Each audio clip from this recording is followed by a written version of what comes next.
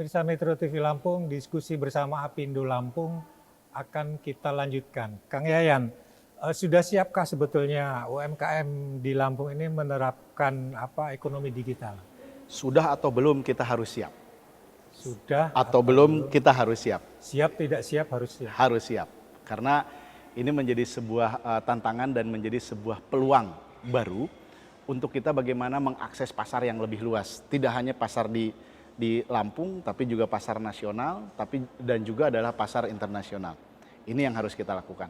Lantas seperti apa kondisinya saat ini?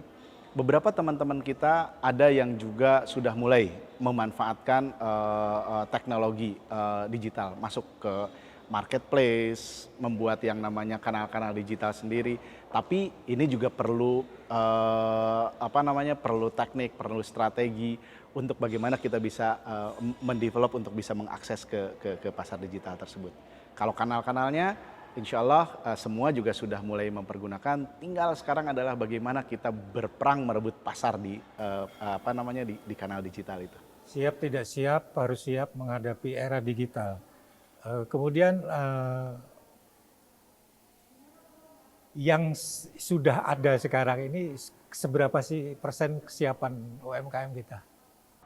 Untuk yang di Lampung ini kita baru sekitar sekitar antara 20 sampai 15%. Tapi kami di Apindo ini kami sedang menyusun sebuah desain untuk kanal pemasaran produk-produk UMKM. Ya, tapi kalau di luar Apindo itu pasti ada gitu kan. Tapi kami yang di Apindo kita sekarang sedang membangun sebuah infrastruktur teknologi untuk mensupport pemasaran produk-produk UMKM di binaan Apindo nanti.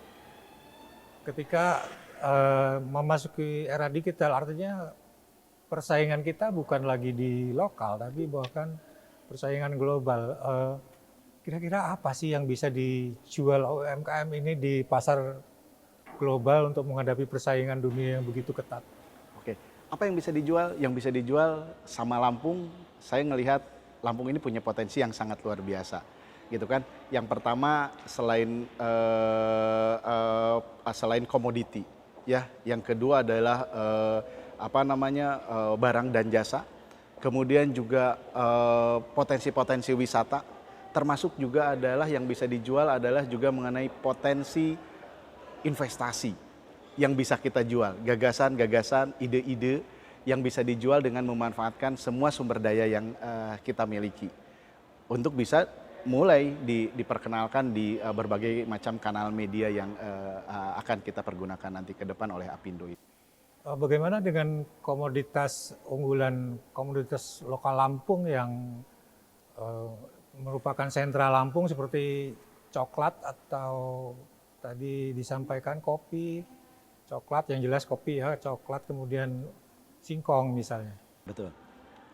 Kita tentu harus ngedevelop tidak hanya sekedar bagaimana cara kita bercocok tanam, tapi kita juga harus mulai memperkenalkan atau merubah yang namanya bisnis model. Dari mulai bagaimana kita bercocok tanam dan menghasilkan dengan kualitas yang bagus, bagaimana kita menjual yang namanya komoditi barang, kemudian juga bagaimana kita menjual yang namanya, kita kembangkan lagi tidak hanya jual komoditi, tapi kita menjualkan yang namanya merek-merek gitu kan. Setelah itu bagaimana kita juga membukakan yang namanya ruang investasi dan lain sebagainya. Mungkin bicara di produk ini bisa kita kembangkan dengan berbagai macam varian. Ya, dengan berbagai macam varian, kemasan, rasa, dan lain sebagainya.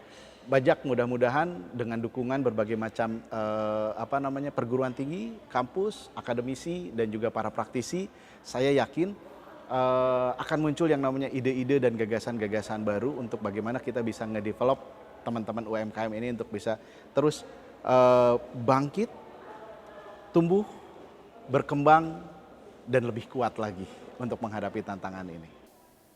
Ya, untuk memasuki ekonomi digital ini apa yang perlu disiapkan sejak sekarang oleh UMKM Lampung? Yang pertama adalah kita membangun awareness mereka akan mengetahui dan mengenal mengenai jenis-jenis kanal dan kanal komunikasi yang akan dipakai. Kemudian bagaimana cara mempergunakannya. bagaimana cara mengemas pesannya, kemudian juga bagaimana untuk strategi pricing dan lain sebagainya. Ketika di dunia digital tentu punya kebijakan harga yang berbeda. Jadi bukan hanya dari produksi saja, cuman pemasaran juga ya sudah. Betul, betul. Kalau peranan digitalisasi dalam produksi seperti apa? Saat ini peranan digitalisasi dalam produksi saat ini memang kita belum menyentuh ke masalah itu. Itulah salah satu kelemahan kita dan harus dijadikan bagaimana itu menjadi kekuatan kita.